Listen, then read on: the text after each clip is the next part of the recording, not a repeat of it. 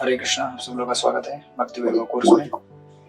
हम सभी स्टडी कर रहे हैं श्रीमद् भागवत महापुराण प्रथम स्कंद अध्याय नंबर 18।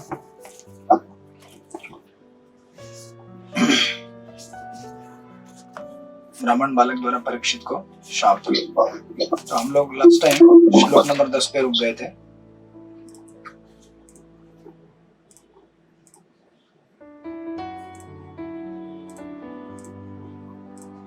Recording in progress. जो मनुष्य जीवन में पूर्ण सिद्धि प्राप्त करने के इच्छुक है, उन्हें अद्भुत कर्म करने वाले श्री भगवान के दिव्य कार्यकलापों तथा गुणों से संबंधित सभी कथाएं अत्यंत विनीत भाव से श्रवण करनी चाहिए। राइट।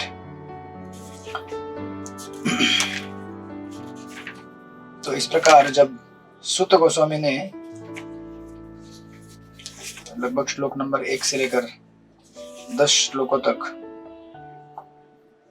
परीक्षित महाराज के कार्य को ग्लोरीफाई किया, उसके बाद नैमिषारण्य के ऋषि सूत गोस्वामी से पुनः श्रीमद् भागवत के ऊपर कथन आगे बढ़ाने के लिए रिक्वेस्ट करते हैं। श्लोक नंबर 11 से सृष्टिपति प्रभु पढ़िए श्लोक नंबर 11।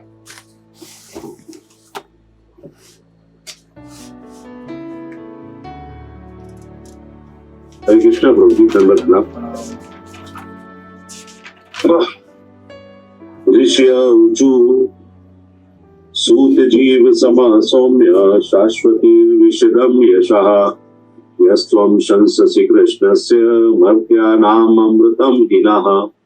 उत्तम मुनियों ने कहा, हे सौम्य सूत गोस्वामी, आप अनेक वर्षों तक जिए तथा शाश्वत यश प्राप्त करें, क्योंकि आप भगवान श्री कृष्ण के कार्यकलापों के विषय में उत्तम ढंग से बता रहे हैं। हम जैसे मरते प्राणियों के लिए ये अमृत के समान है। हरे कृष्ण प्रभु जी धन्यवाद। हरे कृष्ण। तो अब ये भागवतम का ऐसा सेक्शन है, ये श्लोक नंबर 11 से लेकर 18 तक, कि एक काइंड ऑफ पॉज आ गया है। यहाँ पे पॉज मतलब एक स्टॉप आ गया है। अभी परीक्षित महाराज के बारे में उन्होंने बताया पिछले अध्याय में और इस अध्याय में भी, और पिछली बार सूत गोस्वामी बता रहे थे ऋषियों को कि परीक्षित महाराज किस प्रकार के व्यक्ति थे, कि जो केवल सार को देखते थे, और सार को देखते हुए उन्होंने कलयुग के इन सारे दोषों को भी दूर करते हुए उसमें सार जो है उसको निकाला। राइट। तो इस प्रकार जब 8वें खास करके जब 9वें श्लोक से उन्होंने बोला कि अब मैं ये मुनियों जैसा आपने मुझसे पूछा था 9th श्लोक में, अब मैंने पवित्र राजा परीक्षित के इतिहास से संबंधित भगवान श्री कृष्ण की कथाओं की लगभग सब बातें कहा सुनाई है। राइट। और फिर कंक्लूड करते हैं कि जिस व्यक्ति को भी जीवन में सिद्धि प्राप्त करनी है उन्हें श्रीमद् भागवत सुनना चाहिए। राइट। विनीत भाव से। तो काइंड ऑफ ऐसा हो जाता है कि स्टॉप बैठ गया कथा को। तो अगर अभी श्रोता वक्ता को इंस्पायर नहीं करेंगे तो श्रोता खुद से बोलेगा नहीं, बोलू क्या और कुछ बोलू? Because that's etiquette. Spiritual circle में एटिकेट रहता है ना। अभी आपको अगर कथा के लिए बुलाया जाए और आपने कथा और कथा भी कैसा है, एक स्पेसिफिक क्वेश्चन पूछे गए हैं। अगर इन जनरल कथा होता तो फिर वो चलता रहता लंबा, जितना आपको बोलना है बोलते रहिए। बट ये स्पेसिफिक क्वेश्चन पूछे गए थे और सूत गोस्वामी ने कह दिया कि आपने जो भी पूछा था मैंने बता दिया सब, तो मैं चलूं अभी। तो अगर वो बोलते कि मैं चलूं और ऋषि मुनि बोलते कि ठीक है हरे कृष्णा, हो गया अभी आपका 8 बज गए, कथा का टाइम खत्म हो गया आप जा सकते हैं, क्योंकि अभी हमको मार्केट जाना है, कल के लिए सब्जी लाना है, कल के बच्चों का स्कूल का प्लानिंग करना है, ऑफिस की तैयारी करनी है एंड सो फोर्थ। बट अभी ये जो ऋषि यहाँ बैठे हुए हैं नैमिषारण्य में, उनको तो ऐसा कुछ है नहीं, और ये युग ऐसा था, अभी आज का युग ऐसा है कि अगर इजराइल में वार चल रहा है तो आप पॉइंट में पॉइंट उसका खबर रखते हैं, क्या हो रहा है क्या हो रहा है क्या हो रहा है, और उसका असर आपके इकोनॉमी पे पड़ता है यहाँ पे। राइट। वो टाइम में ऐसा नहीं था। ऐसा नहीं कि वो टाइम में कहीं युद्ध नहीं चल रहा होगा, डेफिनेटली कहीं ना कहीं कोई राज्य दूसरे राज्य के ऊपर आक्रमण किया होगा, लड़ाइयाँ चल रही होंगी, सब कुछ चल रहा होगा, बराबर ना। क्योंकि विश्व इतना बड़ा है कि विश्व के किसी कोने में कौन सी घटना कब क्या हो रही है, यू नो, ये हम नहीं जान सकते।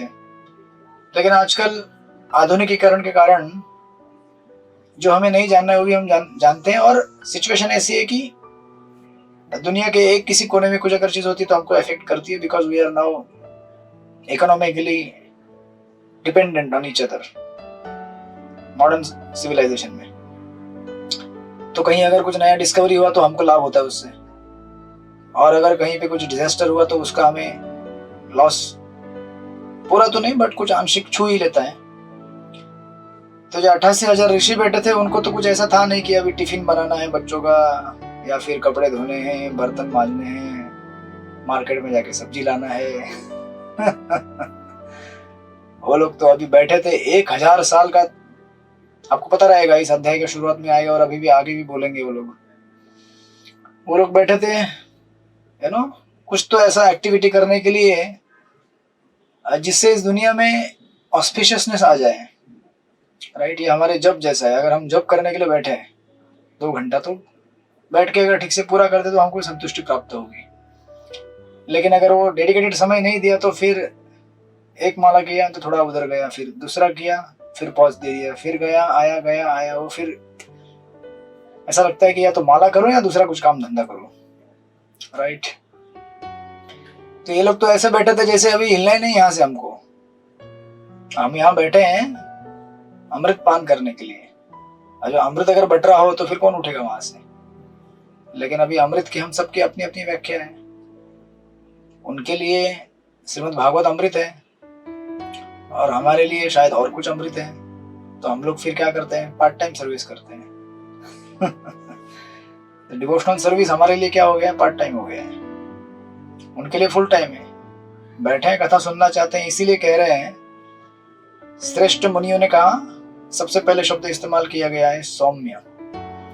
हे सौम्य शील सुत गोस्वामी। सौम्य का अर्थ ये नहीं होता कि मतलब अभी प्रभुपाद ने वहां ट्रांसलेट किया है गंभीर, तो हमारे हिसाब से सौम्य मतलब कैसा होता है, थोड़ा सा यू नो क्या कहते हैं हिंदी में, क्या कहते हैं उसको, सौम्य को मतलब ज्यादा तेज ना होना, तीव्र ना होना, राइट, काइंड ऑफ डाइल्यूट, कम तीव्रता वाला। लेकिन उसका अर्थ थोड़ा अलग है यहाँ पे। सौम्य यानी कि प्रभुपाद लिखते हैं गंभीर। शील सुत गोस्वामी आप कैसे हैं, गंभीर हैं। क्यों गंभीर है, क्योंकि आप क्या कर रहे हैं, आप भगवान की कथाओं में फोकस किए हुए हैं, भगवान की लीलाओं में फोकस किए हुए हैं, भगवान की सेवा में फोकस किए हुए हैं। इसकी वजह से आप क्या हैं, गंभीर हैं, ग्रेव हैं। आपके पास टाइम नहीं है बाकी सब चीजों को सोचने के लिए। ऐसा नहीं कि टाइम नहीं है, बट आपका इंटरेस्ट नहीं है उन चीजों में। हम लोग जनरली लाइफ में ग्रेव और गंभीर क्यों नहीं बन पाते, क्योंकि हमारे पास ऐसा सब्जेक्ट मैटर नहीं है सोचने के लिए जो यू नो एक बार उसमें अगर एब्जॉर्ब हो गए तो हमको वो सनातन काल के लिए संतुष्टि प्रदान करेगा। बाकी हमारे ऐसे हजारों टॉपिक हैं। श्रुतो वेदिनी राजेंद्र नृणाम शांति सहस्त्रश, है ना, सेकंड कैंटो में सुखदेव गोस्वामी बोलेंगे शुरुआत में ही। तो एक टॉपिक में डिस्कशन किया तो ठीक है, थोड़ा मजा आया। अभी नेक्स्ट क्या है, नेक्स्ट टॉपिक, थोड़ा पॉलिटिक्स के बारे में सुन लिया, ठीक है, बस हो गया। अभी थोड़ा सा स्पोर्ट के बारे में, ठीक है, अभी स्पोर्ट्स में भी अभी कोई जीत गया हार गया, ठीक है, अभी नेक्स्ट क्या है, बिकॉज वो कॉन्स्टेंटली इटर्नली सेटिस्फाइंग टॉपिक नहीं है ना, वो दैट कीप्स चेंजिंग, राइट। तो इसीलिए सौम्य नहीं हो पाते हम लोग, गंभीर नहीं हो पाते हैं, एक टॉपिक के ऊपर टिक नहीं पाते हम लोग, क्योंकि इस जगत के वस्तुओं का स्वभाव ही वैसा है, रजस और तमस से भरा हुआ। लेकिन बोल रहे कि आप तो काफी सीरियस हैं। Why? Because you are absorbed in the serving the Lord। अब कथा के माध्यम से सेवा कर रहे हैं सुत गोस्वामी, राइट, सेवा का आस्वादन भी कर रहे हैं। डिवोशनल सर्विस ऐसा रहता है कि आप खुद भी इंजॉय करेंगे और आप सेवा भी करते रहेंगे, उसका डबल नेचर है। तो आपको भाव ये नहीं रहता कि हमें एंजॉय करना है, बट भक्ति ऐसी है कि आपको ऑटोमेटिक हैप्पी करेगी, सेटिस्फाई कर देगी, आप नहीं चाहते तो भी, राइट। इन द सेंस कि हम जैसे वृंदावन की गोपियां हैं, वो चैतन्य चरितामृत में आपने पढ़ा होगा कि जो गोपी राधा कृष्ण की सेवा करती हैं और गोपियों के नीचे उनके असिस्टेंट रहती है मंजरी है, वो भगवान की गोपियों की सेवा करती हैं। तो सबसे ज्यादा आनंद उसको मिलता है जो लोअर पोजीशन में है, servant of the servant of servant.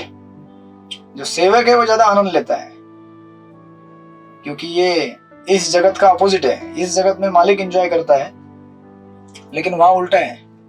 आप जिसकी सेवा करेंगे आप ज्यादा एंजॉय करेंगे उससे ज्यादा जिसको हम सेवा दे रहे हैं। तो बहुत ही अलग गणित है, ये हमें समझ में नहीं आता कभी।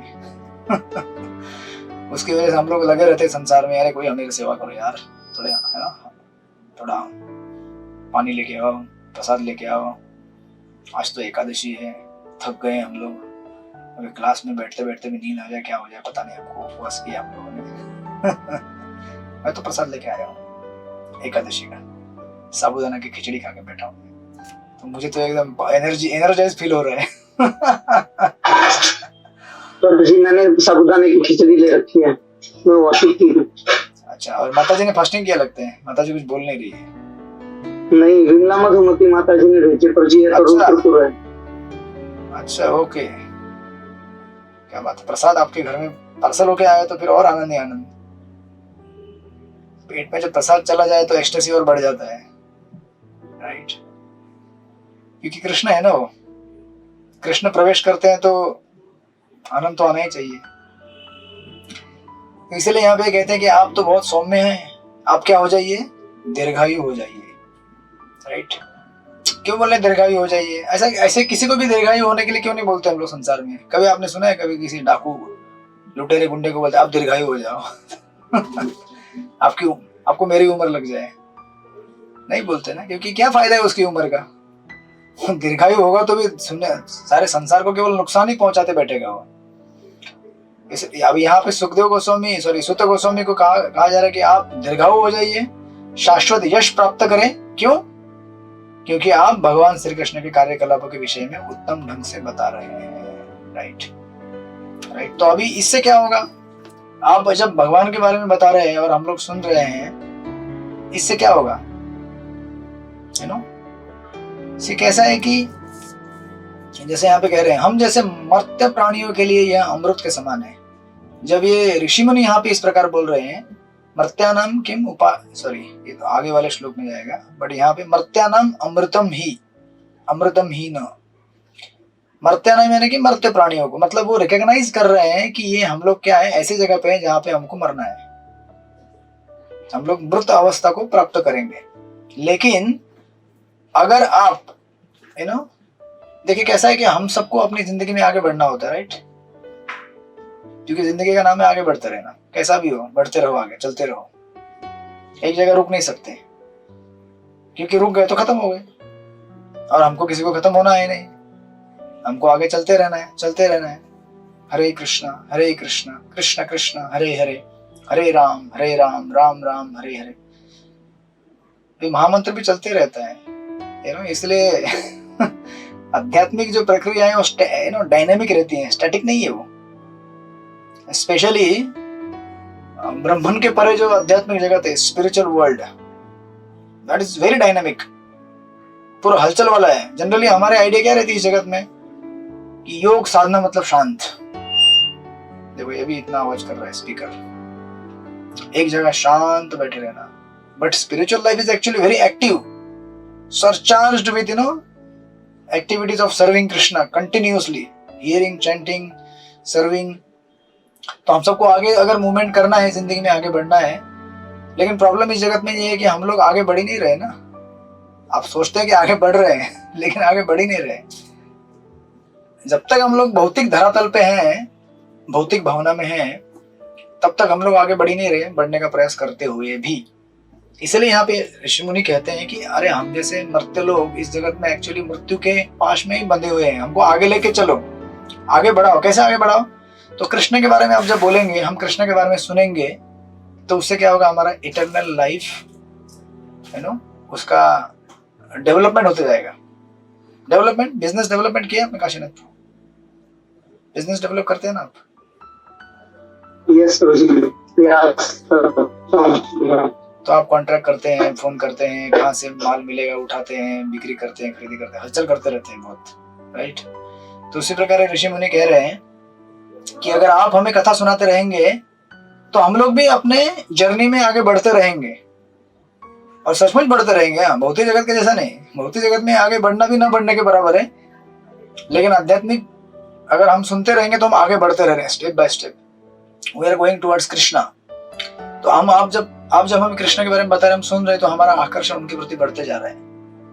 तो हम दिन ब दिन जो जप करते हैं, कृष्ण के बारे में सुनते हैं, सेवा करते हैं, वो श्रवण, वो सेवा हमको मोमेंट बाय मोमेंट कृष्ण की ओर लेके जा रहा है, स्टेप बाय स्टेप, राइट। और ये हमारे जीवन का पर्पस है, और इसीलिए ये कह रहे हैं कि आप क्या हो जाओ, दीर्घायु हो जाओ। क्यों दीर्घायु हो जाओ? ताकि आप इसी तरह कथा करते रहें और हमारा जीवन आगे बढ़ते रहे। कथा करते रहो, सुनते रहेंगे, आप आगे बढ़ते रहेंगे, हम आगे बढ़ते रहेंगे, राइट। और इस प्रकार आपकी कथा सुनकर संसार में ज्यादा से ज्यादा लोगों का उद्धार होगा। जितना आप सुनाते रहेंगे, जितना समय आप सुनाते रहेंगे, जितना ज्यादा समय आप सुनाएंगे, उतना ज्यादा मौका इस संसार के लोगों को मिलेगा, राइट। इसीलिए एक्चुअली भागवत कथा तो ज्यादा होनी चाहिए नहीं। 1 घंटे की हमारी क्लास होती है सुबह मंदिर में, हर टेंपल में, तो उससे ज्यादा होनी चाहिए। 1 घंटे में कितने लोगों को फायदा होगा? बहुत कम, लेकिन और ज्यादा, राइट। लेकिन ऑफ कोर्स आजकल टेक्नोलॉजी की वजह से आप उस 1 घंटे को वापस रिवाइज कर सकते हैं, बट आप चाहे तो इसलिए ये कह रहे हैं कि हम जैसे मरते प्राणी के लिए क्या है, अमृत के समान, राइट। इसलिए आप इसे सुनाते रहिए। प्रभुपाद कहते हैं, जब हम परमेश्वर के दिव्य गुणों तथा कार्यकलापों के विषय में सुनते हैं, तो हमें सदा श्रीमद् भगवद गीता 4.9 में श्री भगवान ने स्वयं अपने संबंध में जो कुछ कहा है उसका स्मरण करना चाहिए। उनके सभी कार्य, यहाँ तक कि जब वे मानव समाज में कार्य करते हैं तब भी दिव्य होते हैं, क्योंकि वे सब श्री भगवान के आध्यात्मिक शक्ति द्वारा अभिप्रेरित होते हैं, राइट। इसलिए भगवान की कथा भगवान से क्या है? अभिन्न है, राइट। हम जब उनकी कथा सुनते तो हम डायरेक्टली उनको कांटेक्ट कर रहे हैं। And then of course Prabhupada आगे कहते हैं, उनके मतलब दिव्यता के बारे में बतलाया गया है। और फिर आगे प्रभुपाद लिखते हैं लास्ट में 2-3 लाइन में, अतएव जिस रूप में श्रीमद् भागवत तथा श्रीमद् भगवद गीता तथा श्रीमद् भागवत में श्री भगवान के दिव्य कार्यकलापों का वर्णन है, उनके विषय में हम जितना ही श्रवण करते हैं उतना ही हम उनकी दिव्य प्रकृति के विषय में जान पाते हैं, और उतना ही भगवत धाम के पथ पर अग्रसर होते हैं। क्योंकि स्पिरिचुअल लाइफ में एक्चुअली जितना हम जानेंगे उतना कम ही है हमारे लिए, राइट। एंड देन फिर वो अपनी स्थिति के बारे में बताते हैं कि हम क्या कर रहे थे 12वें श्लोक में। चित्रलेखा सखी माता जी पढ़िए श्लोक नंबर 12। हरे कृष्ण दंडक कर्मण्ये अस्मिन् आश्वसे धूमधूम्रात् आत्मनां भवान् आपायति गोविंद पाद पद्मासवं मधु। आम्ही या सकाम कर्माचा यज्ञाचा नुकताच प्रारंभ केला आहे खरा, परंतु आमच्या कर्मातील अनेक गुणवांमुळे त्याची फलश्रुती काय निघणार आहे कोण जाणे। धुराने आमची शरीरे काळवंडलेली आहेत, परंतु भगवंतांच्या चरण कमळांचे अमृत मध तुम्ही आम्हाला वाटीत आहात, आणि त्यामुळे आम्ही वस्तुतः अतिशय संतुष्ट आहोत। हरे कृष्ण धन्यवाद। हरे कृष्ण। तो अपने बारे में बता रहे हैं, ये ऐसा है जैसे हम लोग इस्कॉन में आने के पहले थे। हम जो भी कर रहे हैं उससे हमारा मुंह केवल काला काला हो रहा है, बराबर है ना। अच्छा, और ये लोग क्यों करना चाहते थे ऐसी यज्ञ क्यों कर रहे थे? क्योंकि वो सोच रहे थे कि हम कलयुग के दोषों का निवारण करेंगे और कलयुग में क्या करेंगे, ऑस्पिशियसनेस लाएंगे, राइट। ये विचार से, इस भाव से ये लोगों ने ये सब चालू किया था। लेकिन वो कहते हैं कि हमें तो कुछ पता नहीं, लेकिन ये ठीक से पूरा होगा या नहीं होगा, है ना। और हमारे शरीर धुएं से काले हो चुके हैं और उससे हमें कोई ज्यादा लाभ मिला नहीं है। प्रभुपाद लिखते हैं, नैमिषारण्य के मुनियों ने जो यज्ञ जलाई थी वह निश्चय धुएं तथा संशय से भरी थी। क्योंकि उसमें अनेक दोष थे। पहली कमी यह थी कि इस कलयुग में ऐसे इतने कार्य संपन्न करने वाले दक्ष ब्राह्मणों की नितांत अभाव है। राइट, ऐसे यज्ञों में यदि कोई दोष रह जाता है तो पूरा खेल बिगड़ जाता है। हरि बोल। और फल भी अनिश्चित रहता है, जैसा कि कृषि उद्यम में होता है। तो प्रभुपाद उदाहरण दे रहे हैं, धान के खेत को जोतने से अच्छा फल तभी मिलता है जब अच्छी वर्षा हो, अन्यथा फल अनिश्चित है। आजकल तो बाद में भी वर्षा होती कई बार, मतलब पहले वर्षा हो गई, आपने बीज बोया, धान आ भी गया, फसल काटने का टाइम भी हुआ, लेकिन अगर जोरदार वर्षा हो गई वापस तो पूरा सारा अनाज सड़ जाता है। होता है ना, ऐसा कई बार होता है। तो कलयुग जैसे बढ़ता है वैसे हमारे सारे कार्यक्रम और खराब होते जाते हैं। इसी प्रकार कह रहे हैं कि यज्ञ करने के लिए कोई अच्छा ब्राह्मण चाहिए। वैसा अगर ब्राह्मण नहीं रहेगा तो ऐसा यज्ञ होना असंभव है।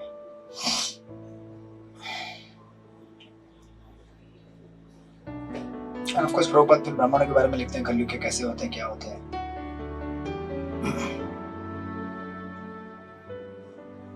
और फिर कहते हैं प्रभुपाद,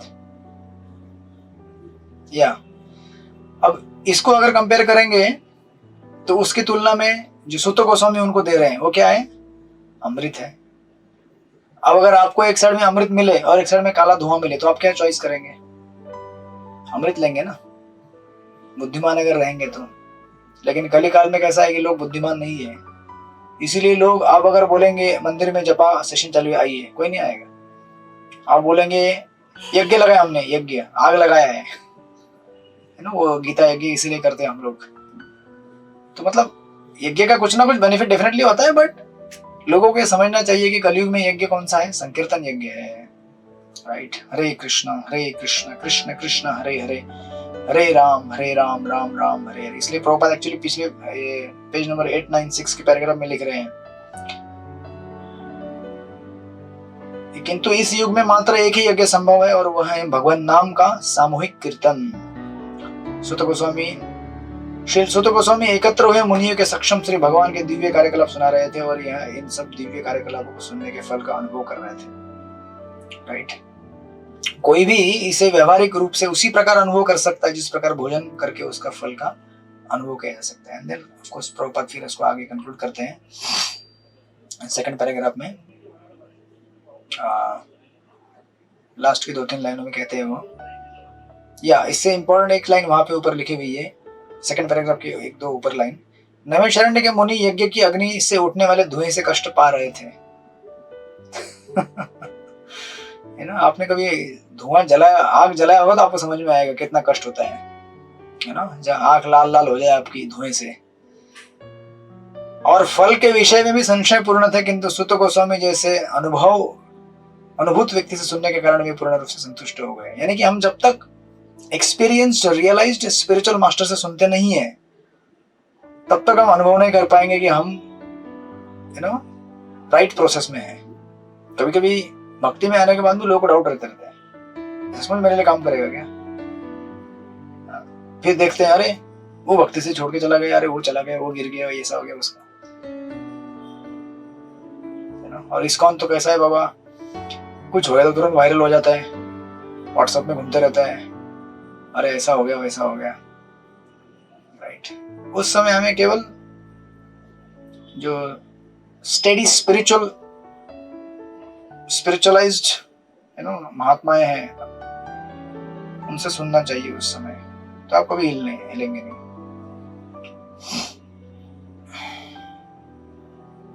ब्रह्मवैवर्त पुराण में श्री विष्णु शिव से कहते हैं कि कलयुग में मनुष्य विविध प्रकार की चिंताओं से घिरे होने के कारण सकाम कर्म तथा दार्शनिक चिंतन में व्यर्थ परिश्रम करेंगे, किंतु यदि वे भक्ति में सेवा में लगेंगे तो परिणाम अधिक निश्चित होगा और शक्ति का भी क्षय नहीं होगा। यानी बेसिकली हम इन सारी चीजों का सार हमें समझना चाहिए, जैसा कि पहले सूत्रों का हम बोल चुके हैं पिछले कुछ श्लोकों में। जब तक हम ये नहीं समझेंगे कि अल्टीमेटली सैंक्शन करने वाले तो भगवान ही हैं। कभी कभी लोग फालतू में डिबेट करते रहते हैं कि अरे इन देवताओं की पूजा क्यों नहीं करनी चाहिए, उनकी करनी चाहिए, उनकी करनी चाहिए, भगवान की भी करनी चाहिए साथ में। लेकिन आपको अगर पेड़ की जड़ मिल जाए तो फिर बाकी 1000 जगह घूमने की जरूरत नहीं है आपको। है ना। और अगर आप इस पे अगर डाउट करेंगे तो एक्चुअली शास्त्र आपको पाषंडी कहते हैं है ना। शास्त्र में भी ऐसे सटीक शब्द दिए गए हैं जो आपको एकदम छू देंगे आपके दिल को, कि जिसको भगवान की भक्ति के ऊपर विश्वास नहीं है ना, उसकी खैर नहीं। तो अभी इतना सब एडमिट करने के बाद है ना, ये 12वें श्लोक में ये नैमिषारण्य के ऋषि अब एक बहुत सुंदर श्लोक बोलेंगे जो आपने कई बार सुना होगा, है ना, बहुत ही पॉपुलर श्लोक है श्रीमद् भागवत का। पढ़िए पांडु सखी माता जी, आप पढ़ेंगे श्लोक नंबर 13। प्रणाम। तुल्यां लवेनापीना स्वर्गं लाभे नरभरम् भगवत संगे संगस्य मत्यानां किनुतातिश। भगवत भक्त के साथ क्षण भर की संगति के महत्व की तुलना न तो स्वर्गलोक की प्राप्ति से न भौतिक मुक्ति की प्राप्ति से की जा सकती है, तो फिर उन संसारिक वरदानों के विषय में क्या कहा जाए जो भौतिक संपन्नता के रूप में होते हैं और मृत्यु के लिए है। हरे कृष्ण। ये इतना सुंदर श्लोक है और इस श्लोक की महती ऐसी है कि है ना, संक्षिप्त में पूरा सार दिया है भागवत का। तुल्या मैंने की तुलना, लवेन मतलब क्या है, एक्चुअली कहते हैं कि जो हमारे आंख की पंखुड़ी घूमती है ना, उसका आंख की हमारी पंखुड़ी जब पलक झपकती है तो कुछ सेकेंड, राइट, उसका भी कुछ तो 1/6 मतलब बहुत ही छोटा पार्ट, उसको लवेन कहते हैं, लवेन आपी। तो अगर इतना भी अगर संग हम लेंगे किसका, भगवत संगी संगस्य, भगवान के भक्त का अगर संग करेंगे तो वो क्या होगा, बहुत बड़ा आशीर्वाद होगा। किसके लिए, 3 लोगों के लिए। तो 3 लोगों का कैटेगरी दिया हुआ है। सबसे पहला कैटेगरी है इस जगत में रहने वाले भौतिक लोग, मर्त्यानाम की मुताशिश, जो लास्ट 2 शब्द है। मर्त्यानाम मतलब जो मरने वाले हैं उनका, है ना, उनको ऐसा नहीं कहा कि अब मतलब आप मरने वाले हैं, ऐसा करके कहा गया है मर्त्यानाम। तो एक्चुअली देखिए भागवत मतलब ऐसा है कि हमको पग पग पर अलर्ट करता रहता है। ये जगत कैसा है, यहाँ पे पीछे भी कहा ना उन्होंने, पिछले श्लोक नंबर 11 में कहा मर्त्यानाम मतलब हम जैसे मरने वाले लोगों के लिए, और यहाँ पे कह रहे हैं जो मरणशील मनुष्य है, मतलब ये जगत कैसा है, मृत्यु लोक है, यहाँ पे हमको मरना पड़ेगा सबको। लेकिन क्या हो रहा है, अगर कृष्ण कथा सुनेंगे तो हम अमर बन सकते हैं। तो ये पहला कैटेगरी है, मर्त्यानाम की मुपदाशिता। दूसरा, स्वर्ग में जाने वाले लोग, तुल्यम लवेनापि न स्वर्गम। अभी आपने गीता अगर ठीक से पढ़ा होगा भक्ति शास्त्र में, तो ये 3 लेवल है। सबसे पहले इस जगत में हम लोग भोग विलास करने का प्रयास करते हैं, है ना, इस जगत की चीजों का है ना उपहार लेकर।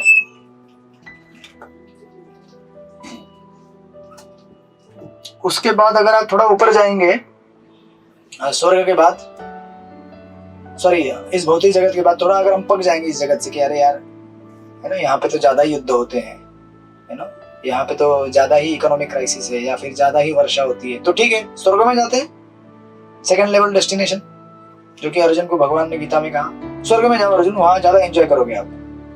नंदनकानन गार्डन है, घूमने फिरने के लिए बहुत बड़े बड़े एरोप्लेन है मस्त, जिनको पेट्रोल डीजल लगता नहीं है, आप इच्छा करो हवा में उड़ेंगे वो। लेकिन फिर हम भागवत में ये भी सुनते हैं कि अरे असुरों ने अटैक कर दिया अमरावती के ऊपर, बलि महाराज छुप गए अंदर, सॉरी घुस गए अंदर, भागो भागो यहाँ से, सब देवता भाग जाते हैं वहां से। तो फिर अभी क्या करें, यहाँ भी वार होता है तो यहाँ भी भागम दौड़ होती है, वहां भी वार होता है, वहां भी भागना पड़ता है देवताओं को अपनी जान बचाने के लिए। तो फिर पता चलता है कि अरे यार इधर भी शांति नहीं है, तो चलो बहुत हो गया, अभी हम मुक्ति पाएंगे इस जगत से, बहुत हो गया, ब्रह्म सत्य जगत मिथ्या। ये ब्रह्म क्या है, सत्य है, बाकी सारा जगत असत्य है। तो ऐसा एक झूठा कल्पना बनाकर, तो इसमें आधा पार्ट झूठा है आधा पार्ट सच्चा है। ब्रह्म सत्य है लेकिन जगत मिथ्या नहीं है ना, क्योंकि जगत क्या है, भगवान की शक्ति से बना हुआ है, तो वो असत्य नहीं हो सकता, सिर्फ वो क्या है, टेम्पररी है। तो फिर ये लोग क्या करते हैं, ब्रह्मन में जाने का प्रयास करते हैं, थर्ड स्टेज।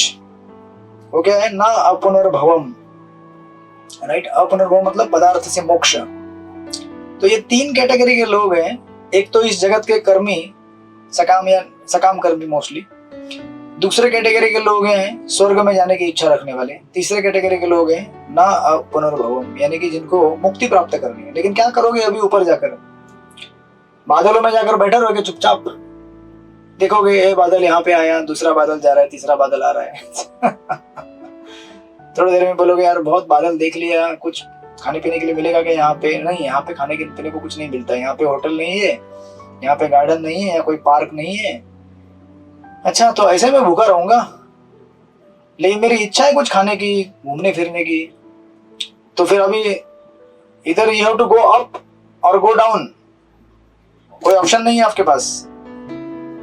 अभी ऊपर जाने का ट्रेनिंग तो लिया नहीं है आध्यात्मिक जगत में, क्योंकि उसके लिए तो भगवान से प्रेम करना पड़ेगा, भगवान के भक्तों से प्रेम करना पड़ेगा, तभी आपको स्पिरिचुअल वर्ल्ड में एंट्री मिलता है। अब बीच में खड़े हो, टिकट भी नहीं है, बस के दरवाजे पे खड़े रहोगे आप, टिकट भी नहीं है आपके पास, और जगह भी फुल है।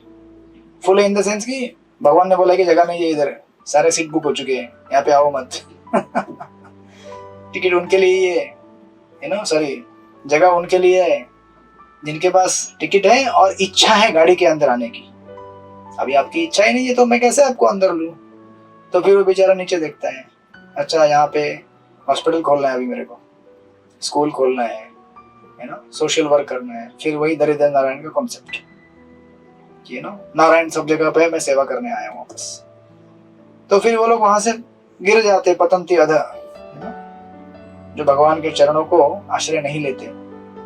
तो ऐसे 3 लोगों के लिए अगर थोड़ा सा भी भगवत संगी संगस्य, भगवान के भक्तों का थोड़ा सा भी लेश मात्र संग मिले, तो उससे क्या हो जाएगा?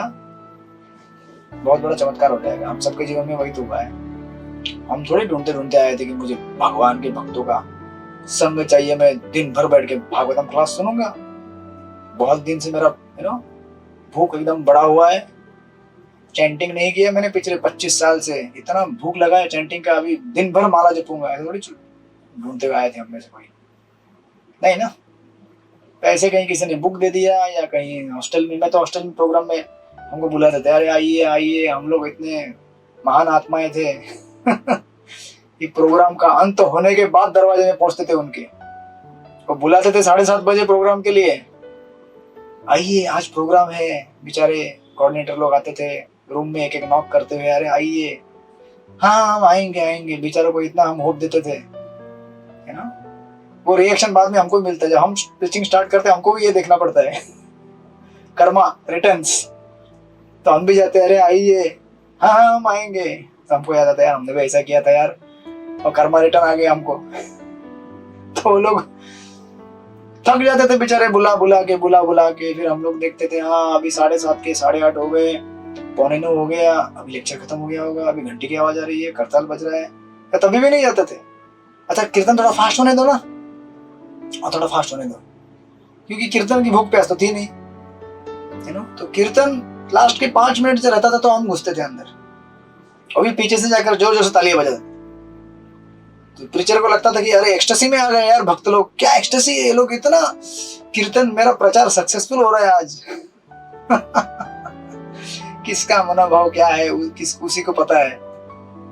बेचारे वो थक जाते थे, हम लोग ताली बजा बजा कर कीर्तन एंड, बस अभी उधर दिखता था अभी खिचड़ी और हलवा, क्योंकि प्रसाद भी इतना अट्रैक्टिव होता है, क्योंकि जीव ने इस संसार में आज तक जो भी खाया है पिया है, वो इतना पापमय है कि उससे उसको उतनी संतुष्टि कभी हुई नहीं जितनी कृष्ण प्रसाद से होती है। तो प्रसाद ही सही, तो थोड़ा थोड़ा प्रसाद ले लेकर, खा कर थोड़ा थोड़ा परिवर्तन आना चालू होता है, राइट।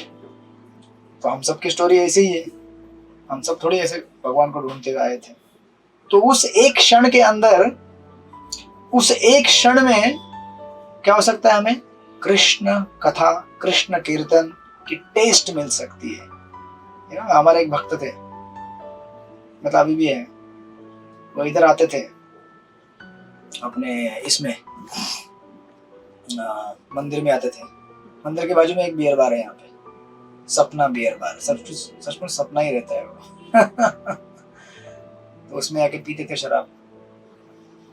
फिर अपने दोस्तों को भी स्पॉन्सर करते थे, महाप्रसाद ले लो भाई मेरी तरफ से,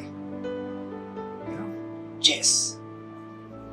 वो कह रहे थे कि एक दिन आए वो मित्रों के साथ, तो पहले मंदिर में आए, कीर्तन अटेंड करके वहां पे चले गए, आए होंगे थोड़ा कीर्तन अटेंड किया, वहां पे जाके बैठ गए। फिर दोस्तों को बोले कि चलो आज का हो जाए शुरू प्रसाद डिस्ट्रीब्यूशन, फूड फॉर लाइफ, ठीक है। तो चालू कर दिया एक दिन, दूसरे दिन भी वापस आए, मंदिर में आए, वापस दर्शन किया, चले गए, फिर वापस फूड फॉर लाइफ। तीसरे दिन जब आए तभी भी दर्शन किया, वापस, क्योंकि मंदिर के बाजू में ये फूड फॉर लाइफ। लेकिन तीसरे दिन जब बैठे थे टेबल पे तो सोचने लगे, ऐसा ऐसा करने लगे, बोले क्या हो रहा है आज मजा नहीं आ रहा है आज इधर का महाप्रसाद में मजा नहीं आ रहा है हमको। तो बोले क्या कर रहा हूं मैं, बस हो गया। बोला आज से छुट्टी, दोस्तों को बोल दिया आप चले जाओ, अगर मेरे साथ आना है तो मंदिर चलो, आज से पार्टी वार्टी बंद, खत्म। फुल फ्लेज डिवोटी बन गए, 16 राउंडर, 10-12 साल हो गए अभी सेवा करते रहते। कितना समय लगा, बस आए यहाँ पे थोड़ा कीर्तन किया, चले गए, शराबी पीने गए थे तो भगवत भक्ति इतनी पावरफुल है, इतनी पोटेंट है, इन के इन प्रकार में हमारा अगर संपर्क आ जाए भक्ति के साथ, हमारा परिवर्तन निश्चित है ना। इसलिए तो आप सब लगे रहते हैं ना, प्रचारक लोग, कैसे न कैसे लोगों को ना जप करवाना, कैसे न कैसे उसको प्रसाद देना किसी तरह से, क्योंकि कार्य करने वाले कृष्ण है, हमको खाली उनको जोड़ना होता है उनके साथ। बड़ा मतलब 3 दिन का कोर्स किया उन्होंने 3 दिन के अंदर life time transformation, material life finished. तो इसीलिए वो एक मिनट या फिर एक जो भी रहेगा पल, आप जब भक्तों के संग में आते हैं उस संग में बहुत कुछ चेंज हो सकता है। इसीलिए हम लोग ट्राई करते हैं दिन ब दिन कि एवरीडे जितना हम एक्सपोज कर सके अपने आप को डिवोशनल एक्टिविटीज से, उतना हमारे लिए बेनिफिशियल रहता है, राइट। तो हम चैंटिंग करते हैं हरे कृष्णा कृष्ण कृष्ण हरे हरे, हरे राम राम राम हरे हरे। हम लोग भागवत सुनते हैं, कथाएं सुनते हैं, भगवान की सेवा करते हैं, भक्तों से बात करते हैं।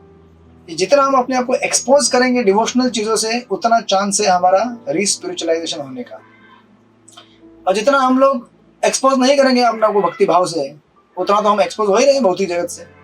आप घर से बाहर निकलते हैं तो आपको हजारों बिलबोर्ड दिखेंगे, मार्केट में ये दिखेगा वो दिखेगा, संसार की सारी चीज दिखेगी, वो तो हमको एक्सपोज कर ही रहा ना, कंटिन्यूस बम्बार्डमेंट हो रहा है हमारे सिस्टम के ऊपर, ये खाओ, ये कपड़ा पहनो, ये जूता लो, ये चप्पल लो, ये मोबाइल लो, ये लो ये लो ये लो ये लो। तो इसीलिए ऐसे भक्तों का संग रखना बहुत जरूरी है, राइट। क्योंकि ऐसे भक्तों के संग में क्या होता है, डिजायर आती है, और डिजायर हमेशा कैसे रहती है, ट्रायंगुलर रहती है। Desire is not linear. समझो आपके सामने किसी ने लाके गुलाब जामुन रख दिया और आपने कभी गुलाब जामुन देखा ही नहीं है, आप थोड़ी खाएंगे उसको, बोलेंगे पता नहीं क्या है यार, ये खाने से मेरे पेट में कुछ गोला बिला हो गया, तो पत्थर जैसा दिखता है ये, हम नहीं खाएंगे इसको। और अजीब अजीब स्वीट रहते, मतलब अजीब मतलब इन द सेंस की वो क्या बोलते हैं उसको, वो एक राजस्थानी स्वीट आता है घेवर करके, मैंने कभी देखा नहीं था, इस्कॉन में आने के बाद ही देखा मैंने। वो कैसा अलग ही रहता है, मतलब वो पहले भगवान को यहाँ पे बनाते थे लोग, मैं बोला क्या है ये, मतलब होल होल दिख रहा है, पूरा सा छन्नी जैसा रहता है, क्या है ये चीज। तो एक दिन मुझे ड्यूटी ने दिया, मैंने खाया, मैं बोला अरे वाह तो बहुत बढ़िया है और उन्होंने कहा देखो प्रभु जी सब भक्त खा रहे हैं, देखो देखो देखो कितनी मजे से खा रहे हैं, आप भी खाओ। तो टेस्ट आ गया उसके बारे में। तो भक्ति भी ऐसा ही रहता है, आप किसी को देखते हैं करते हुए तो आपको इच्छा होती है अरे यार मुझे भी लेना चाहिए। तो आप जब भक्तों के संग में आएंगे देखते हैं अरे इतना अच्छा चैंटिंग कर रहे हैं, इतना अच्छा हियरिंग कर रहा है, इतना अच्छा सेवा कर रहा है, मुझे भी करना चाहिए, मुझे भी घर में डीटी वर्शिप करना चाहिए। अभी प्रभु जी सुबह सुबह दिखाते हैं फोटो में गौरनीता को जूम में, तो लोगों को इच्छा होती होगी यार मेरे घर में भी होना चाहिए, मेरे घर में भी होनी चाहिए, राइट। तो डिजायर इस तरह से ट्रांसफर होती है एक दूसरे को। तो इसलिए हम उस एक क्षण में, एक मोमेंट में हमारा जीवन बहुत कुछ बदल सकता है, बहुत बदल सकता है ना। क्योंकि मर्त्यानाम किम उपासित, मरने वाले लोगों के लिए ये बहुत बड़ा क्या है, क्या बोलते हैं उसको, अमृत, अमृत है ये गीता में कहा है ना, संगात संजयते काम। कि आप जिसका संग करेंगे उससे डिजायर आपका क्या होता है, आपको मिलता है वो। और समझो अगर हमको हम मरने वाले हैं और हमको कोई अगर भगवत भक्ति प्रदान करके भगवत धाम लेके जाए, तो इसको करने वाला कोई अगर वो रहेगा तो भक्ति रहता है। और भक्ति जो भक्तिमय चीजें उनसे हमारा एक्सपोजर, इसके अलावा और दूसरा कोई चारा है ही नहीं इस जगत से बाहर निकलने का, ऑप्शन भी कुछ है नहीं ना। तो इसीलिए हमको भगवत भक्तों का जो संग है वो 1 मिनट का, जो 1 मिनट में आपको इटर्निटी प्रदान कर दे, 1 मिनट में आपको सनातन काल के लिए जीवन दान कर दे, तो ऐसे संग का क्या कहना, राइट। इसीलिए पिछले श्लोक में उन्होंने कहा ना, पिछले 2-3 श्लोकों के पहले, कि आपको हम क्या करते हैं, प्रेयर करते हैं कि आपको लंबा आयु मिले, ताकि आप इस तरह से आपका संग देते रहें जिससे हमारा जीवन क्या हो, और शुद्ध बनते रहे, और शुद्ध बनते रहे, राइट। तो अभी ये एक ऑप्शन हमारे पास है, वो 1 मिनट 1 सेकेंड भगवान के संग, भक्तों के संग में बिताना है, या फिर भौतिक क्रियाओं में बिताना है। जो हम एक्सरसाइज करेंगे उसका हमें अकॉर्डिंगली रिजल्ट मिलेगा। हम सोचेंगे चलो अभी क्लास खत्म हो गई, अभी 10 मिनट है मुझे प्रसाद लेने के लिए, अभी क्या करूँ बैठ के, चलो टीवी देख लेता हूँ, तो फिर आपके दिमाग में टीवी आएगा। अब चलो भागवत सुन लेता हूँ थोड़ा, और कुछ दूसरा कथा है क्या, या फिर चैंटिंग कर लेता हूँ 1 राउंड, या फिर कुछ भगवान का दर्शन कर लेता हूँ, तो आपका वो बढ़ता जाएगा अट्रैक्शन। और हमने अगर वो चांस अपने आप को नहीं दिया तो हमारा नुकसान है इसमें, राइट। इसलिए ये ऋषि मुनि इतना कुछ बोल रहे हैं, इंस्पायर कर रहे हैं सूत गोस्वामी को कि आप कथा करते रहो, रुकना मत गुरुजी। ये मत सोचना कि आपने अभी बता दिया परीक्षित के बारे में, ऐसा हुआ वैसा हुआ, अभी कथा नहीं, आपको रुकना नहीं है। कितना इंस्पिरेशन है, सोचे जरा। अगर आज भागवत कथाकार को लोग ऐसा तो हमने इस्कॉन टेम्पल में कभी देखा नहीं है, मतलब आज तक बोलते नहीं है, लोग बोलते हैं, बट सुबह की जो भागवतम क्लास होती है 8:15 की, हमारे इधर 8:15 को होती है, मतलब एटलीस्ट मेरा अनुभव ऐसा है, मैं तो टाइम देखता रहता हूँ। अच्छा अभी 8:45 हो गया, अच्छा 8:50 हो गया, अच्छा 9 बज गया, अभी 15 मिनट है ना। और अगर 9:10 को अगर कोई क्वेश्चन पूछ ले तो उसको लोग ऐसा देखते हैं 5 मिनट में क्लास खत्म होने वाली है, क्या अभी क्वेश्चन पूछ रहे हैं, इसको प्रसाद नहीं देना चाहिए, आज हम सब जाके प्रसाद ले लेते हैं। इन द सेंस कि रहते हैं बहुत सारे सिंसियर लोग, बट इन जनरल हमारा टेंडेंसी ऐसा है कि हम लोग तो ऑफकोर्स अपनी अपनी सेवाएं जो रहती है वो हमें करनी चाहिए, बट वी आर, मतलब हम लोग ऐसे हैं कि अगर उस समय अगर ये श्लोक कोई बोल दे, 9:15 बजे क्लास खत्म होती है, 9:13 को, तुलियाम लवे नापी। आप बोलते रहिए, हम जैसे मरते प्राणियों के लिए ये अमृत धारा है। तो स्पीकर बोलेगा अरे वाह अमृत धारा है, चलो और 1 घंटा कर लेते कथा। ये इतना मतलब इनकरेजमेंट दिया जा रहा है सुत गोस्वामी को, है ना, नैमिषारण्य के ऋषियों द्वारा, कि अभी इसकी वजह से ये भागवत कहां तक चलेगी, अंत तक चलेगी। 18 है ना स्कंद ऐसे नहीं बने हुए हैं। ये ग्लोरिफिकेशन कैसा है ये, और कैसा है कि वो कह रहे हैं कि हम आप क्वालिफाइड हो बोलने के लिए और हम लोग सुनने के लिए इगर हैं। ये कॉम्बिनेशन बहुत जबरदस्त कॉम्बिनेशन रहता है। अगर मैं समझो अगर स्पीकर क्वालिफाइड भी है बोलने के लिए, लेकिन सुनने वाला कोई नहीं, तो उसको लगता है यार ये घटिया क्राउड है यार, सुनना नहीं चाहता है, चलो हटो यहाँ नहीं सुनाएंगे हम, बहुत हो गया। और अगर कभी कभी होता है कि श्रोता एकदम उत्साहित रहता है, लेकिन स्पीकर जो रहता है वो बोलता है कि बार बार घड़ी देखता है, तो कैसा लगेगा श्रोता को, बोलेगा यार जाना है तो जाओ ना फिर। बट यहाँ पे कैसा कॉम्बिनेशन है, सुनाने वाले को कथा भगवान की करने में आनंद आ रहा है और सुनने वाले को भी आनंद आ रहा है। तो ये ऐसा जबरदस्त मेल हो गया, संगम, कि कथा को अविरत चलते रहना है, राइट।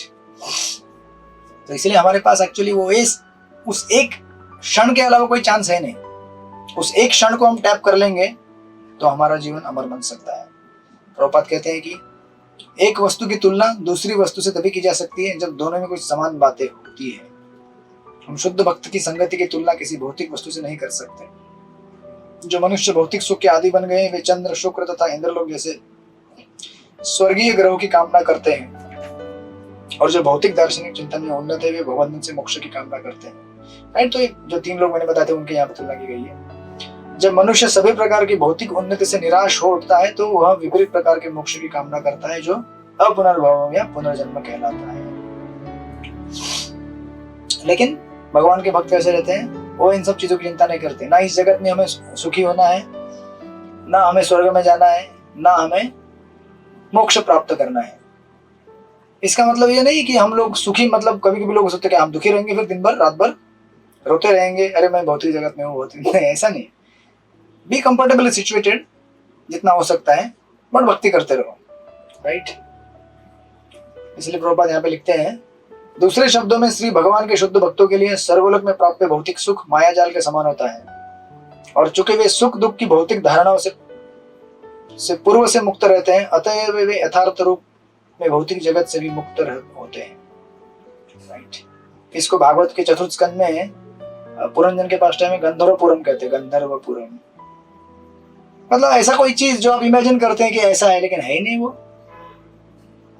भौतिक जगत का आनंद किसमें है? केवल इमेजिनेशन में है।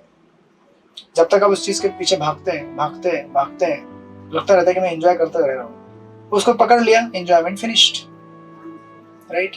विचार कीजिए, पकड़ते ही वो आनंद खत्म हो जाता है। It is like that. इसलिए यहाँ पे कह रहे हैं, इसका अर्थ यह हुआ कि श्री भगवान के शुद्ध भक्त इस भौतिक जगत तथा आध्यात्मिक जगत दोनों में ही दिव्य स्थिति में अर्थात भगवान की सेवा में संलग्न रहते हैं। फिर प्रभुपाद उदाहरण देते हैं अनेक अनेक प्रकार से समझाने के लिए कि किस प्रकार ये भौतिक और आध्यात्मिक जगत में भक्त भगवान की सेवा में रत रहते हैं, राइट। और फिर फाइनली प्रभुपाद आगे लिखते हैं लास्ट के 2-4 लाइनों में, सुंदर 2-4 लाइनें लिखी हुई हैं। प्रभुपाद लिखते हैं, शील सुत गोस्वामी श्री भगवान के शुद्ध भक्त थे, अतएव नेमी शरण्य के ऋषियों के साथ उनकी संगति अद्वितीय है। भौतिक जगत में निपट भौतिकवादी की संगति गर्हित समझी जाती है। भौतिकवादी को योषित कहा जाता है क्योंकि उसकी आसक्ति भौतिक मायाजाल अर्थात स्त्रियों तथा अन्य साज सामग्री में होती है। ऐसी आसक्ति बांधने वाली है क्योंकि इससे जीवन के वरदान तथा संपन्नता दोनों दूर चले जाते हैं। इसका बिल्कुल उल्टा है श्रीमद् भागवत संग, जैसे सदैव श्री भगवान के नाम यश गुण आदि की संगति में रहता है। ऐसी संगति सदैव वांछनीय है, पूजनीय है, प्रशंसनीय है और इससे जीवन का सर्वोच्च लक्ष्य माना जा सकता है। और ऐसे भक्तों का अगर हम संग करेंगे, भागवत के गीता के 13वें अध्याय में भी एक श्लोक आता है 13.26, मैं उसका कंप्लीट श्लोक भूल गया, लेकिन अनुवाद ऐसा आता है कि अगर हम भगवान की कथा सुनेंगे, श्रुति परायण अगर होंगे हम, है ना, हमें अगर कुछ भी नहीं आता है, मतलब क्या होता है कि कभी कभी हम सोचते हैं कि मैं अगर इतना पढ़ा लिखा होऊंगा भक्ति में, मैं अगर इतना विद्वान बनूंगा, शास्त्र सुनूंगा, मतलब पढ़ूंगा, संस्कृत मुझे आएगा, इतने इतने श्लोक में मेमोराइज कर लूंगा, तो मैं क्या बन जाऊंगा, एकदम बड़ा होऊंगा भक्ति में। ऐसा जनरल धारणा रहती है भारत में लोगों की, है ना। 4-5 श्लोक आपने कोट कर दिए जोरदार फटाफट एकदम, तो आपको लगे अरे विद्वान है यार, ये तो बहुत बड़ा पंडित है। लेकिन उसको एबीसीडी मालूम नहीं रहेगा आध्यात्मिक जीवन का। केवल 4-5 श्लोक रटने से अगर कोई भगवान का भक्त बन जाता, तो ऐसे हजारों लोग हैं संसार में जो 700 गीता के कंठस्थ श्लोक कर लेते हैं, लेकिन शायद 4 महीने पालन नहीं करते होंगे। उनको 2 घंटा बोलेंगे जब, अरे 2 घंटा इतना कौन बैठेगा, राइट। तो एक्चुअली ऐसे भगवान के भक्तों का संग बहुत दुर्लभ है, जो इन सारी चीजों से मुक्त हैं। और ऐसे भक्तों का अगर हमें संग मिलेगा, तुलयाम लवे नापी, राइट, तो हमारा इस संसार से उद्धार हो सकता है। तो कितना सीरियसनेस दिया है इस श्लोक में एक्चुअली, है ना, कि भगवान के भक्तों का संग कितना महत्वपूर्ण होता है, इवन फ्यू सेकेंड्स का भी। एंड देन और एक श्लोक लेते हैं, फिर हम पूरा करेंगे इसको। 14th प्रसन्न के शुरू में पढ़िए 14 नंबर का श्लोक। हरे कृष्णा दंडक ओ नाम तृप्ते दरस युक्ताया महत्तमेकांत परायणस्य नामन्त गुणानाम गुणस्य जगु योगेश्वराय भव पाद्म मुख्या। स्वतः भगवान श्रीकृष्ण हे सर्व महात्म्यांचे एकमेव आश्रयस्थान आहेत। योग शक्तींवर प्रभुत्व असलेल्या भगवान शंकर आणि श्री ब्रह्मदेव यांसारख्यांना सुद्धा त्यांच्या दिव्य गुणांचा पार लागत नाही. असे असताना जो खरा रसज्ञ आहे तो त्यांच्याविषयीच्या कथा ऐकण्यात थोडाच तृप्त होणार. हरे कृष्ण. हरे कृष्ण. कितना ग्लोरिफिकेशन है देखिए. कह रहे हैं कि अरे गुरुजी हमको कतई तृप्ति नहीं हुई है अभी तक, आपने इतना कथा सुनाया, इतने आज 17 अध्याय पूरे हुए, लेकिन हम अभी भी संतुष्ट नहीं, हम और सुनना चाहते हैं. तो कितना सुत गोस्वामी प्रसन्न हो गए होंगे. ये सुनने के लायक लोग हैं. ऐसे नहीं जो बार बार 5-5 मिनट में घड़ी देखते होंगे. अरे अभी टाइम होना है क्लास खत्म, अरे टाइम हो गया, अभी टाइम हो गया. तुकाराम महाराज की कथा में एक बार आता है, एक आदमी लास्ट तक रुका हुआ था, लास्ट तक. तो तुकाराम महाराज बोले कितना अच्छा है यार ये आदमी, लास्ट तक रुका है, रात को 12-1 बजे खत्म. तो तुकाराम महाराज के उठने के बाद वो बोला कि मेरी चद्दर. बोले मैं रुका क्योंकि आप उसके ऊपर बैठे हैं. तो मेरी चद्दर दे दो. अब क्या करूं मैं, आप स्वामी जी हैं तो मैं आपको बोल नहीं सकता उठो उठो मेरी चद्दर दे दो, मुझे तो वेट करना ही है. तो अभी क्या करें. लेकिन सुतो गोस्वामी यहाँ पे कितने प्रसन्न हुए होंगे, राइट. जो कह रहे हैं कि एक्चुअली स्पिरिचुअल लाइफ में कैसा होता है कि हम लोग कभी सेटिस्फाई होने ही नहीं चाहिए. इसका नेगेटिव अर्थ नहीं है. देखिए इस भौतिक जगत में हम लोग जब अनसेटिस्फाइड रहते हैं तो क्या होता है कि हमारे हृदय में एजिटेशन बहुत रहता है. ये मेरी इच्छा पूरी नहीं हुई, ये इच्छा पूरी नहीं हुई, ये इच्छा पूरी करनी है, ये इच्छा पूरी करनी है. और भौतिक जगत का डिससेटिस्फैक्शन इज वेरी एजिटेटिंग. मतलब अपने हृदय को क्या बोलते हैं, विकृत करने वाला रहता है. मुझे चाहिए, मुझे चाहिए, अरे चाहिए कब मिलेगा, कब मिलेगा, नहीं मिलेगा मैं उसको खत्म कर दूंगा, अगर मुझे नहीं मिला तो मैं उसको ये कर दूंगा, वो कर दूंगा. ऐसे मतलब eventually that result turns into ignorance, तमोगुण में परिवर्तित हो जाता है. लेकिन भौतिक आध्यात्मिक जो अतृप्तता है वो कैसी है कि मैं कृष्ण के बारे में और सुनना चाहता हूँ, मैं तृप्त नहीं हुआ हूँ, मैं और नाम जप करना चाहता हूँ, मैं और सेवा करना चाहता हूँ, मैं और श्रृंगार करना चाहता हूँ भगवान का. अतृप्त रहना ये क्या होता है, सेटिस्फाइंग होता है. क्यों? क्योंकि भगवान का सेवा, भगवान के बारे में चिंतन करना ये क्या है, भगवान से अभिन्न है. तो अगर हम सोच रहे हैं कि मैं और कथा सुनना है, मुझे और कथा सुनना है, अरे क्लास इतना जल्दी कैसे खत्म होगी, ये हमें अनुभव कभी कभी आता है जब कुछ विशुद्ध महात्माएं जब कथाएं करते हैं. आपको अनुभव रहेगा कभी जब आप कभी किसी सन्यासी या फिर किसी प्रगत भक्त का कथा सुनते हैं, बैठते हैं. तो यहाँ पे लास्ट टाइम एक बार हजर महाराज आए थे, टेम्पल हॉल में बैठे थे और कथा चल रही थी.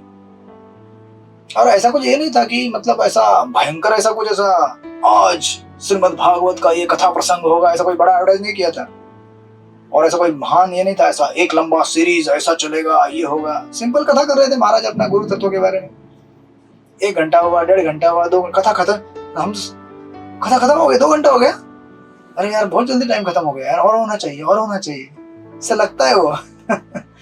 वही बिकॉज द प्यूरिटी इतना है कि कथा करते हैं लगता है सुनते रहो, सुनते रहो, सुनते रहो, सुनते रहो, राइट. क्योंकि बोलने वाला व्यक्ति इतना प्योर है कि अगर श्रोता कभी कभी क्वालिफाइड भी ना हो, लेकिन वक्ता अगर शुद्ध भाव में हो तो उसका असर श्रोता के ऊपर भी आ जाता है. तो आध्यात्मिक जगत में डिससेटिस्फाइड रहना क्वालिफिकेशन है. और आप बोलेंगे मैं तृप्त हो गया आज, तो क्या खत्म हो गई? आज के बाद कथा सुनेगा नहीं, तृप्त खत्म हो गया, पेट भर गया? तो नहीं, हमारा पेट नहीं भरा है, हम खाते रहेंगे और खिलाते रहो, राइट. इसलिए यहाँ पे शब्द इस्तेमाल किया गया है रसवित. को नाम तृप्यत रसवित. रसवित यानी कि अमृत रस का आस्वाद करते रहने में दक्ष, राइट. क्योंकि उसको पता है, जो व्यक्ति इस प्रकार का रस आस्वादन कर रहा है, उसको पता है कि ये रस जो है ना, यही सबसे इंपॉर्टेंट रस है. क्योंकि ये रस मुझे क्या करेगा, अमृत तत्व प्रदान करेगा. अभी तो आनंद मिल ही रहा है, लेकिन बाद में भी ये मुझे क्या करेगा, आध्यात्मिक जीवन में लेके जाएगा, राइट. तो हम इसके पर्पट को कल देखेंगे. इसलिए कहते हैं कि ये उनको भी प्राप्त नहीं है. किसको? भवपाद योगेश्वराय भवपाद मुख्या. भव यानी भवपाद यानी कि भव यानी कि शिव और पाद यानी कि ब्रह्मा, है ना. अरे ऐसा रस जिसको शिव तथा ब्रह्मा भी नहीं नाप सकते, राइट.